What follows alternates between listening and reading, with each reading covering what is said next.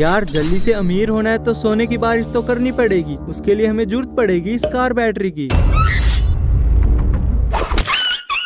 अब इस छोटी बैटरी से ही काम चलाना पड़ेगा। इसको तोड़ने के बाद इसके अंदर से निकलता है ये लेड मेटल। अब नाइट्रिक एसिड के अंदर अगर हम लेड मेटल को डालते हैं तो बन जाता है लेड नाइट्रेट। अब एक बीकर के अंदर थोड़ा सा पानी लेना है, इसके अंदर डालना है पोटेशियम आयोडाइड और लास्ट में डालना है लेड नाइट्रेट। इसको डालते ही पानी गोल्डन येलो कलर का हो गया। अब इसको गर्म करना है जब तक कि इसका सारा रंग ना उड़ जाए। अब इसको ठंडा होने के लिए छोड़ देना है और हमें दिखाई देगी गोल्डन रेन। इसको फिल्टर पेपर की मदद से छानने के बाद बचते हैं ये लेड आयोडाइड के छोटे छोटे टुकड़े, जो कि बिल्कुल सोने की तरह दिखाई देते हैं।